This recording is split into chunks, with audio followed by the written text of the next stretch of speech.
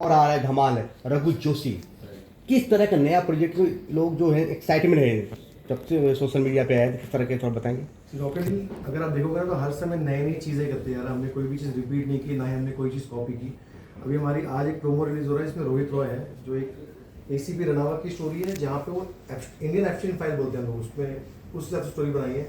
हमारी वेनसडे को एक और प्रोमो लॉन्च हो रहा है जहाँ पे हमारे विजेंद्र काला जी जो है मेन लीड पे कर रहे हैं, जिसे दिखाया कि एक नॉर्मल आदमी, इसके बच्चे भाड़ पड़ते हैं और किस तरीके से उसको ह्यूमिलेशन फेस करना पड़ता है, और फिर जब कोर्ट में केस जाता है तो वहाँ पे राजू खेर जी उनके वकील होते हैं और कैसे उनको कोर्ट से जिताते हैं। तो हम लोग ऑब्वियसली बहुत सारी डिफरेंट चीज़ें करते जा रहे हैं, और मैं बहुत थैंक्स कहूँगा सुबोध जी का कि सुबोध जी ने एक्सेप्ट किया रघु जोशी करने के लिए। एक्चुअली सुबोध जी हमारे से 2 महीने से हम उनके पीछे घूम रहे हैं कि सर कर दीजिए और फाइनली सुबोध जी ने कहा आज मेरे पास है अभी 3 दिन, आप मुझसे करा लो। तो जो है ये स्टोरी अब देखोगे तो हमारे इनहाउस डायरेक्टर हैं अंकुश भट्ट जी, जिन्होंने भिंडी बाजार, मुंबई में ऐसी बड़ी फिल्में की हैं। तो उन्होंने हमारे साथ भी अब तक करीब 8 सीरीज़ कर दी और 8 के 8 सीरीज़ डिफरेंट सब्जेक्ट पे बनी है। तो अंकुश जी का ऐसा बोलना है कि यार माइक्रो ड्रामा या वर्टिकल ओटी की ऐसी चीज़ आ गई जहाँ पे आप कोई भी चीज़, कोई भी स्टोरी की अगर आप सोच रहे हो या अगर आपके दिमाग में कोई क्रिएटिविटी है तो आप शूट करो और पब्लिक को दिखा दो। इतना बड़ा एडवांटेज है ये इंडस्ट्री का। तो अंकुश भट्ट जी की स्टोरी है। अंकुश भट्ट जी ने इस पर बहुत काम किया है राइटर के साथ। अंकुश भट्ट जी का बहुत ज़्यादा इसमें उनका एक पर्सनल इंटरेस्ट है इस चीज़ को लेकर, इसलिए 2 महीने से रुके हो इस स्टोरी को लेकर। हमारी स्टोरी के ऑलमोस्ट 2-2.5 महीना पहले ही शूट होनी थी, जॉब शूट हो रही है। तो अंकुश सर अभी बताएंगे कि ये स्टोरी में क्या एक्चुअली ऐसा उनको बहुत अच्छा लगा। जी अंकुर सर, कुछ स्टोरी के बारे में बताइए। तो बेसिकली क्या है कि एक कैरेक्टर की जर्नी है जो काफ़ी अपनी लाइफ में अटका हुआ है।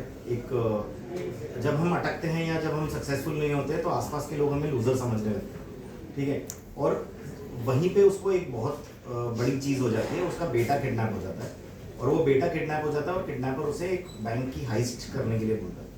उस हाइस्ट को वो अपने फायदे के लिए कैसे यूज़ करता है, ये पूरी जर्नी है इस कैरेक्टर की। तो जब ये कैरेक्टर कहानी सोची तो एक ही बंदा था दिमाग में जो इतने वेरिएशन एक साथ कर सके।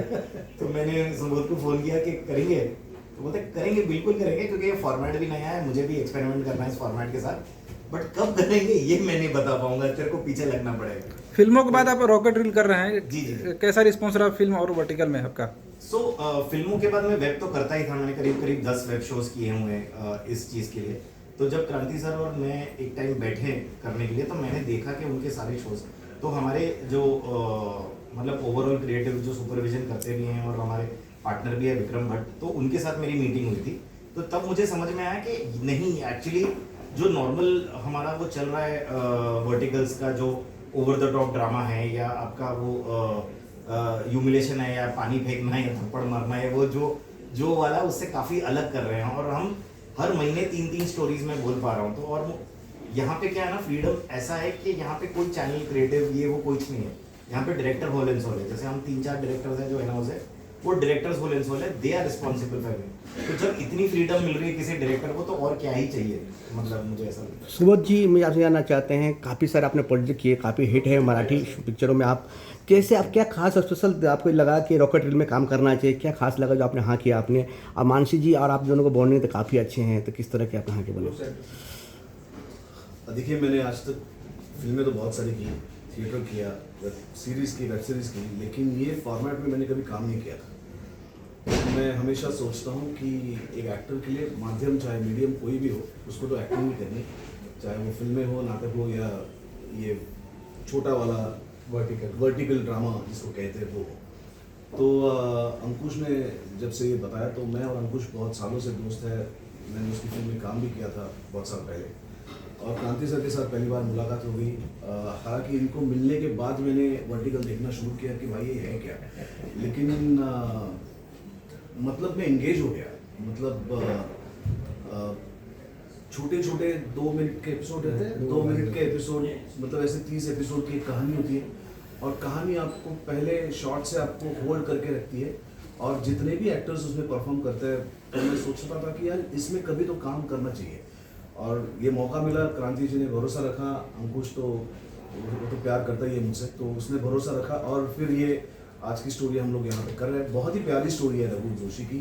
एक कैरेक्टर को एक कमाल का ग्राफ है, एक इमोशनल वैल्यू है, और ये सब हम कितना 90 मिनट में, हाँ 80-85 मिनट में दिखाने की कोशिश कर रहे हैं। तो मुझे लगता है कि जिस तरीके से स्क्रिप्ट डिज़ाइन हुआ है, लिखा गया है, और जिस तरीके से ये शूट हो रहा है, तो मैं समझता हूँ कि लोग इसको पकड़ के रखेंगे। रघु जोशी की अगर बात करें सर, क्या किसी का नाम है, कोई स्टोरी आपकी काल्पनिक क्या है? नहीं ऐसे तो फिर अंकुश जी बताएंगे, उससे पहले मैं एक चीज़- अंकुश जी, So, रघु जोशी एक कैरेक्टर का नाम है। तो कभी कभी हम जब देखते हैं कि कबीर सिंह है या कोई एक है, तो हम एट रॉकेट लीग्स ये भी करना चाह रहे हैं कि एक आईपी क्रिएट करें। दूसरे वर्टिकल्स जो है वो आईपी क्रिएट नहीं कर रहे। तो जब हमारे पास इतने बड़े एक्टर्स हैं और इतने बड़े स्टार्स हैं, तो वो हम उसको सिर्फ एक वर्टिकल में तो यूज़ नहीं करेंगे। तो हम ये क्रिएट करने की कोशिश कर रहे हैं कि रघु जोशी हो गया, तो ये मेरा आईपी है। जैसे अगर हम अमेजोन में देखेंगे या नेटफ्लिक्स पे देखोगे या कोई जैसे पंचायत देखोगे, तो पंचायत आपकी एक आईपी है, गुल्लक एक आईपी है, आप एक कैरेक्टर को लेके चलते हो तो एक आईपी है। तो हम वो आईपीज क्रिएट करने की कोशिश कर रहे हैं हमारे एक्टर्स। अब देखेंगे जैसे हमारे पास गलत हमने बनाया, गलत 1, 2, 3 बनाया, हमने राहुल देव सर के साथ इंशन निजाम 1, इंशन निजाम 2 बनाया, अंकुश भट्ट ने जिले जरा 1, जिले जरा 2 बनाया, वेब क्राइम 1, वेब क्राइम 2 बनाया, अब वो चालबाज 2 बना रहे हैं।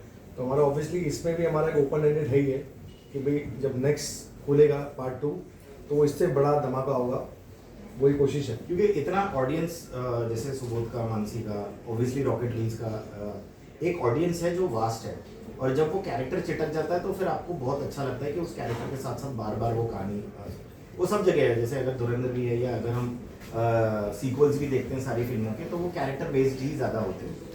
बात करें सर, कितना सिलेक्शन आपने किया क्रांति जी ने, या फिर किस तरह का सिलेक्शन? क्रांति जी तो मतलब 99% फ्रीडम जो है वो डायरेक्टर के हाथ होती है। अगर जैसे इनके पेरिफेरल में कोई बहुत जैसे इस एपिसोड के एंड में एक गेस्ट अपीयरेंस है जो नेक्स्ट शो का हम विलन दिखा रहे हैं, तो वो क्रांति सर ने सजेस्ट किया था हमको। बाकी जैसे एक कैरेक्टर वर्कआउट होता है और जब मैं लेकर जाता हूँ कि सर ये कास्ट होंगी, तो वो 1 सेकंड नहीं लगता उनको हाँ बोलने। वो भी मैंने सजेस्ट किया, उन्होंने मुझे पूछा कोई है तो बताओ। क्रांति सर, रॉकेट हीरो अभी सबसे इम्पोर्टेंट मैं बताऊँ तो रॉकेट हीरो बाकी लोग में क्या, हम लोग ना स्टोरी पे बहुत काम करते हैं। अब अगर आप रघु जोशी स्टोरी सुनोगे ना, तो मैं कहते हैं शायद स्टोरी नरेशन सुबोध जी को 2-3 बार हुआ होगा, उसका स्टोरी के ड्राफ्ट कम से कम 5 से 6 बार चेंज हुए हैं। बाकी लोग की तरह नहीं कि भाई एक्ट्रेस आया सेट पे, उसको स्टोरी एक दिन पहले मिली, चैट जीपीटी स्टोरी बन गई, वो फिर बोलते यार नहीं बॉस। हमारे सारे स्टोरीज में एक्टरों से इनपुट दिया जाता है, उससे पूछा जाता है कि भाई आपको कुछ स्टोरी में चेंजेस चाहिए। हमारे डायरेक्टर्स राइटर्स को कम से कम 4 से 5 ड्राफ्ट चेंज होता ही होता है, कुछ भी हो जाए, तब जाके एक फाइनल स्टोरी बनती है। राइट है। रॉकेट रील की एक चीज़ और देखा मैंने खास, पूरा हिंदुस्तान एक साथ कर रहा है, जैसे मराठी हो गया, भोजपुरी हो गया, बंगाली हो गया, सब एक्टर एक साथ है, एक ही मंच पर लेके आ रहे हो। एक मकसद क्या है आपका, पूरा भारत एक साथ? भारत तो हमेशा एक साथ रहा है। नहीं, पूरा एक्टर जितने अलग अलग पूरा उसमें टैलेंट। क्या होता है ना सर, पैन इंडिया ऑडियंस है आपका, ठीक है, पैन इंडिया ऑडियंस है। तो जैसे हम डेटा रिसर्च भी करते हैं, तो आपको पता चलता है कि महाराष्ट्र का ये ऑडियंस है, आपका बंगाल का ये ऑडियंस है, ये ऑडियंस है। तो चूंकि हमारी और पहचान और हमारे रिलेशनशिप्स, चाहे वो क्रांति सर के हो, मेरे हो, दूसरे डायरेक्टर्स के हो, दूसरे एक्टर्स के साथ, so they immediately agree to do it. तो अगर एक एरिया में हम पेनिट्रेट कर सकते हैं as far as one subject is concern, तो उसको चैनल से भी फायदा होगा ना, क्योंकि अगर वो एक शो पर्टिकुलर ऑडियंस आके देखेगी, आपको सैंपल करेगी, तो वो दूसरे शोज भी सैंपल करेगी फिर उसकी। इसलिए हमारे सारे शो में काफ़ी सारे लैंग्वेज में, जैसे आप देखोगे तो हमारे मराठी, हिंदी, गुजराती, तमिल, तेलुगु, बंगाली में, अभी हम रशियन और चाइनीज़ में भी कर रहे हैं। बट इन सारे डबिंग्स हम कर ही रहते हैं। हम डबिंग कर रहे हैं, हमें रिस्पॉन्स भी बहुत ज़बरदस्त मिल रहा है। जब डबिंग कर रहे हैं तो मालूम पड़ता है कि भाई ऑब्वियसली यार वहाँ भी बहुत बड़े बड़े स्टार हैं, जैसे सुबोध जी बहुत बड़े स्टार हैं। मतलब मेरी वाइफ अगर बाकी सब स्टारों में अगर कंपेयर करो तो शायद सुबोध जी को ज़्यादा, मैंने को परसों दिखाया, मतलब इसका शूट करो, हाँ इसका शूट करो।